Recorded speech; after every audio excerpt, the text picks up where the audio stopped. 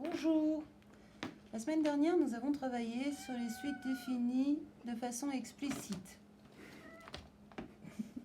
Je vous présente Sacha. Les suites définies de façon explicite, c'était des suites donc où l'indice que vous aviez avait une relation avec la valeur du terme que l'on obtenait. Alors, nous pouvions donc obtenir des suites et suivant la façon dont on les numérotait, on pouvait obtenir des résultats différents, mais systématiquement la valeur du terme en fonction de n. Je prends l'exemple de cette suite qui est la suite des entiers naturels pairs faciles 0, 2, 4, 6, 8, etc. Si nous avons commencé avec n est égal à 0, donc n appartient à grand N, puisque je vous rappelle que n est un nombre entier naturel. Dans ces cas-là, ça veut dire que nous avions l'indice U0 est égal à 0, U1 est égal à 2, U2 est égal à 4, U3 égale 6, etc. Si en revanche, j'ai décidé de commencer mon comptage en n est égal à 1, ce qui fait que l'indice ici appartient à n étoile, puisque étoile signifie 0 enlevé. Et vous avez fait les exercices. Dans ces cas-là, au niveau de ma notation, je vais avoir U1 est égal à 0, U2 est égal à 2, U3 est égal à 4, U4 est égal à 6, etc. Vous voyez que les valeurs ici des termes n'ont pas changé, c'est leur indexation, c'est-à-dire la façon dont on va les compter. Ça nous amène à quoi? Ça nous amène à pouvoir regarder que dans ces cas-là, l'expression explicite va varier. Lorsque j'ai n appartient à grand N, le lien que je vais mettre en évidence entre ici l'index et la valeur observée, l'index, la valeur observée, l'index, la valeur observée, correspond à une définition qui ferait U de n est égal à 2n. Lorsque je vais commencer mon indexation en commençant avec le premier terme en n est égal à 1, je cherche quel est le lien entre mon index ici et sa valeur. Index et sa valeur, index et sa valeur, index et sa valeur. Je vous accorde que pour les premiers termes, ça n'est pas évident. On commencera simplement à pouvoir avoir une conjecture quand on regarde les deux termes suivants. Et donc, n appartient à n étoile va me donner U de n en expression explicite qui fait 2n moins 2. Alors, pourquoi cette remarque? D'une part parce que vous voyez bien que nous avons deux expressions et il est surtout essentiel lorsqu'on définit une suite de donner la valeur de son premier terme. C'est quelque chose d'indispensable.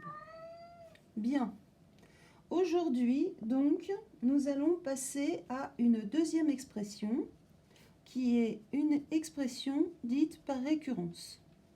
Deuxième expression d'une suite, c'est par récurrence. Alors, la récurrence, c'est un terme qui signifie que vous allez avoir une répétitivité d'un phénomène. Ça correspondrait à ce que vous avez pu voir en physique à propos de la période d'un phénomène ou à propos de la longueur d'onde d'un phénomène. Bien, d'ailleurs, on parle de façon triviale d'un phénomène récurrent, c'est-à-dire de quelque chose qui revient. Alors, en fait, la récurrence, tout simplement, ça signifie mettre en exergue, mettre en évidence le lien qui permet de passer d'un terme au terme suivant. Donc, j'ai mon terme UN et la question que je me pose, c'est comment ai-je construit à partir de UN le terme suivant, UN plus 1. Donc là, dans la chaîne des termes qui sont mis, on va s'intéresser à la construction d'un terme à l'autre. On a souvent des images qui sont par exemple celles de l'échelle. Si j'ai compris comment en mettant un pied, je mets mon deuxième pied, je me mets en appui, je sais que dans ces cas-là, je peux passer au troisième, du troisième au quatrième. Et donc, on va en fait utiliser les étapes les unes après les autres. Bien, alors dans ces cas-là, on va étudier effectivement la suite sous une forme de fonction, mais une fonction différente. C'est-à-dire que lorsque je prends non plus n, mais le terme un, je le transforme et j'obtiens mon terme suivant. Donc la récurrence sera définie par une fonction éventuellement, mais dans ces cas-là, au lieu de transformer le n en la valeur de u de n, nous allons transformer le u de n en terme suivant, un plus 1. Au niveau du travail, il faudra que vous ayez déjà le premier terme, u0 ou u1, voire U2, U4, etc. Mais il est vrai que de façon générale, c'est U0 ou U1. Vous avez besoin, comme je viens de l'expliquer précédemment, pour définir une suite, de connaître à quel moment l'index va démarrer. Ensuite, ce que vous allez pouvoir faire, c'est connaissant le premier terme U1, on va vous donner le moyen de fabriquer le terme suivant. Donc de U0, comment fabriquer U1, c'est mon lien de récurrence. Ensuite, U1 me permettra de calculer U2, et quand j'aurai U2, je pourrai fabriquer U3, etc. Vous voyez qu'en revanche, on ne pourra pas arriver à calculer un terme d'un indice assez élevé, puisqu'il faudrait précédemment avoir calculé tous les termes. Alors, prenons un exemple. Je vais prendre la suite, donc je vous rappelle entre parenthèses, et ici en index, j'indique que je travaille dans n. Et je la définis. Elle est définie par son premier terme, par exemple 1, et ensuite par son lien de récurrence qui me dit que le terme un plus 1 vaut 3 fois le terme précédent.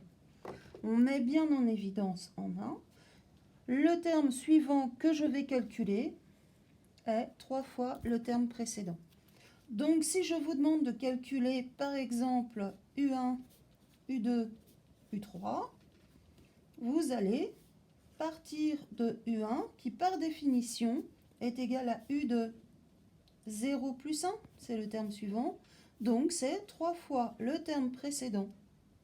U1, c'est 3 fois le terme U0. Et donc en l'occurrence ici, il fait 3 fois 1, il fait 3. Je calcule U2.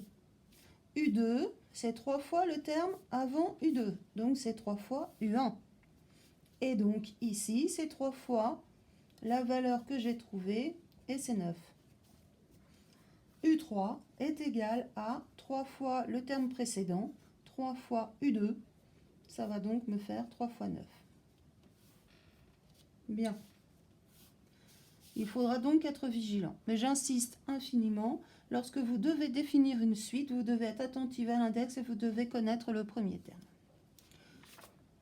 Deuxième partie maintenant, c'est comment savoir si une suite est croissante ou décroissante. Alors, le sens de variation d'une suite va en fait nous demander si les valeurs des termes vont monter ou descendre de façon régulière. Prenons la suite. U0 est égal à 1. U1 est égal à 3. U2 est égal à 5, etc. Vous avez reconnu la suite qui définit les termes entiers naturels impairs. Vous voyez que les valeurs vont monter systématiquement. A contrario, si je vous donne une suite définie par U0 est égal à 1, U1 est égal à 1 demi, U2 égale 1 quart, U3 est égal à 1 huitième, etc. Vous voyez que les valeurs qui vont ici être mises en compte sont des valeurs qui décroissent régulièrement. Comment réussir à démontrer si une suite est toujours croissante ou toujours décroissante? Bien. Le terme que vous avez général d'une suite est UN. Vous êtes capable à partir de là de calculer UN plus 1.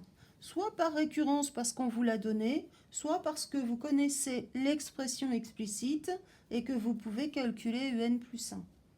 Pour calculer le sens de variation d'une suite, on emploiera en fait le signe de la différence UN plus 1 moins UN.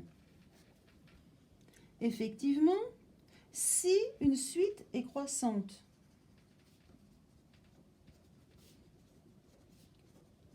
alors Et je ne dis pas encore sur quel intervalle, mais sur un intervalle relativement grand. Si une suite est croissante sur un intervalle suffisamment grand, dans ces cas-là, il est évident que le terme précédent est plus petit que le terme suivant. Le terme précédent est plus petit que le terme suivant. Ce qui veut dire que lorsqu'on va faire un plus 1 moins un plus 1 est plus grand et la différence est positive. Si une suite est décroissante,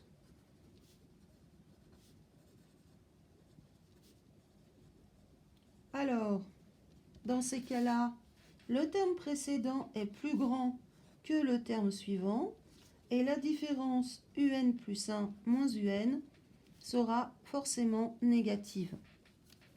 Enfin, si une suite est constante,